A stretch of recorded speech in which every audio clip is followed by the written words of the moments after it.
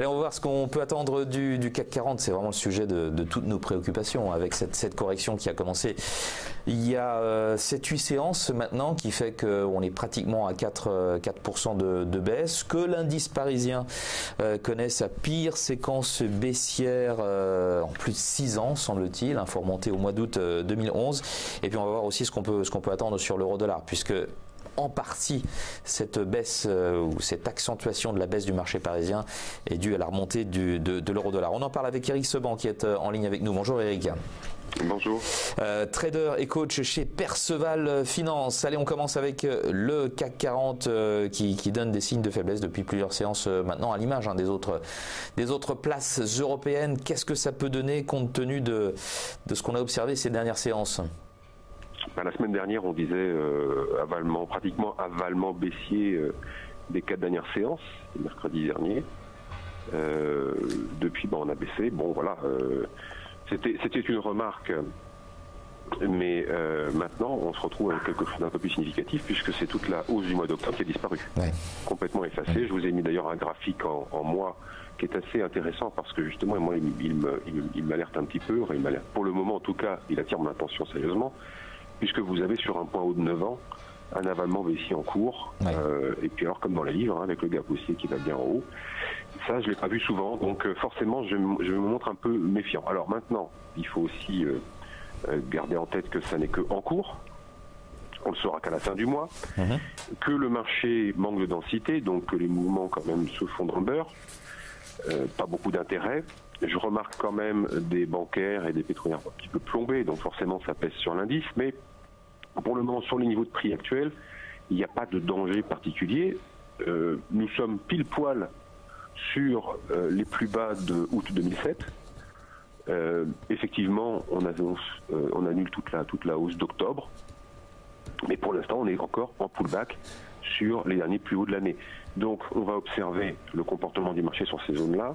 De toute façon, la zone est passée neutre en cassant 5335. C'était la première alerte, le niveau dont je vous parlais, qui était la première alerte, qui était aussi un niveau de stop que l'on pouvait utiliser si on avait des achats en cours dans la journée, niveau cassé, sortie temporaire du marché, puisque ensuite la zone passe neutre jusqu'à 5225. 5225 cassé, là, c'est un nouveau signal, mais cette fois-ci, un signal donc de vente moyen terme. On n'en est pas là pour le moment. On peut très bien s'arrêter sur 5280, qui est un niveau de chartiste que tout le monde doit pouvoir voir. Voilà, on va regarder le comportement du marché. En tout cas, pour ma part, compte tenu de l'ensemble des choses que j'ai énumérées, à savoir le manque de volatilité, le fait que nous soyons dans une zone neutre où on peut travailler aussi bien les achats que la vente. Donc moi, je n'aime pas trop ça, je suis un travailleur actionnel. Donc forcément, quand il faut faire un choix entre les deux dans une zone comme ça neutre, j'ai le plus de mal à travailler. Manque de densité, zone neutre, l'avalement baissier en cours, ça me perturbe un peu. Donc pour l'instant, je vais plutôt rester observateur qu'acteur. Et je vais me concentrer un peu davantage sur les devises, notamment l'eurodoll, qui lui est plus intéressant à travailler à l'instant T. Très bien, donc on va regarder justement l'eurodoll, on en parle beaucoup là depuis plusieurs heures de cet euro-dollar, puisqu'il remonte en flèche. Le déclencheur pour fixer un petit peu les éléments de contexte, ça a été la publication d'un PIB allemand supérieur aux attentes au troisième trimestre, 0,8 contre 0,6 attendu. Je ne le savais pas. Voilà. Non, moi c'est surtout une épaule-tête-épaule inversée que je vois se dessiner depuis vendredi. Ouais. Puisque mercredi, je vous disais, on a cassé un niveau majeur à sous un 16,50. Moi je regarde que les graphes. Mais l'accélération, vous me confirmez qu'elle date bien de 24 heures, là, tout au plus.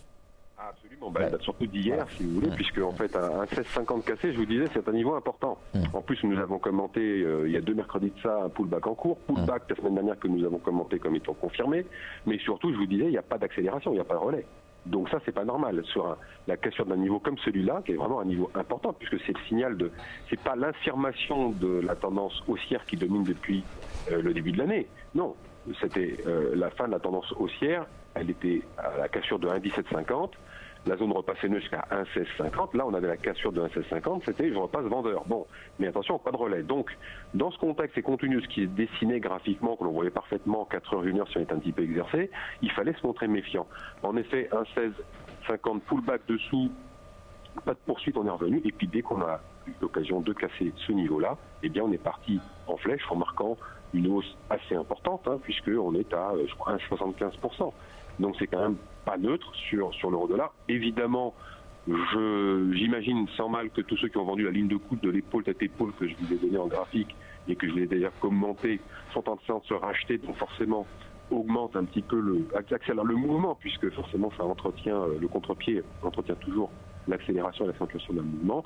Maintenant, pour moi en tout cas, le marché ne va pas repasser dans sa phase haussière avant de casser un 18,50. Un 18,50, c'est le niveau à partir duquel si on l'a cassé, je considère que la tendance haussière a repris son cours et j'abandonne toute vente sur rebond, ce que j'ai déjà commencé à faire parce que je n'étais pas très... Ouais, quand je dis je suis méfiant, ben voilà, ça me donne un garde-fou pour ne pas faire des choses qui sembleraient être celles que je dois faire, que tout le monde voit, comme je disais, l'évidence n'éclaire pas l'éblouit, l'épaule tête épaule, c'était un peu trop beau, un peu trop gros, il fallait être méfiant, voilà, c'est confirmé. Maintenant, je ne vous dis pas que je suis acheteur pleine balle. Non, j'attends. Maintenant, je considère qu'un 17,50 cassé est déjà un signal que le marché en a un peu sous la pédale. Je vais attendre confirmation. Un 18,50, un 18,80, tout ça, de la deuxième épaule, dès qu'on va la casser, on va considérer, je considérerais en tout cas que je reprendrai les affaires de façon un peu plus agressive. Pour l'heure, je vais tenter d'essayer d'acheter au plus près d'un 17,50 pour viser 45-50 pips de rebond. Il n'y a pas de grande conviction, en tout cas, comme sur le CAC 40, où vous êtes dans une phase d'attente aussi sur le CAC 40, vous me disiez. Ah oui. Sur le CAC 40, je suis clairement dans une phase d'attente. Ce que je vois, vous savez, c'est la semaine de l'échéance. Vendredi, c'est l'échéance. D'accord. On a eu une baisse importante depuis plusieurs séances maintenant, en ligne droite. 3,5% pour le moment, voire un tout petit peu plus. Il y a probablement des décisions qui vont devoir être prises dans les 3 prochains jours. Donc... forcément, on peut se retrouver dans un marché qui est sans densité avec des mouvements pour rien du tout. J'ai pas envie d'être dedans, j'ai pas envie de me stresser. Moi, j'interviens quand j'ai les idées claires. Très bien. Bon, en tout cas, pour ce qui est de ce qui pourrait mettre un petit peu de l'animation sur les marchés, statistiques importantes cet après-midi, l'indice des prix à la consommation américaine pour le mois d'octobre, qui nous donnera des indices sur ce que peut faire la Fed lors de sa prochaine réunion du 13 décembre. L'anticipation du marché est toujours à une écrasante majorité à un relèvement de taux le 13 décembre prochain. Merci beaucoup Éric Sebond d'avoir été avec nous aujourd'hui en direct pour nous commenter le CAC 40. Bonne journée à vous également pour nous commenter le CAC 40 et la paire euro-dollar qui préoccupe toujours autant le CAC 40, puisque je disais, on ouvre une nouvelle fois sur une note négative, 8e fois en 8 séances et une baisse qui avoisine maintenant les 4%. Pire séance baissière depuis août 2011 sur le CAC 40 dans un contexte où l'euro remonte proche des 1,18 suite à la publication de cette croissance allemande supérieure aux attentes au 3e trimestre. 0,8 contre 0,6 attendu. Voilà donc pour ce que l'on pouvait dire à cette heure du CAC et de la paire euro-dollar.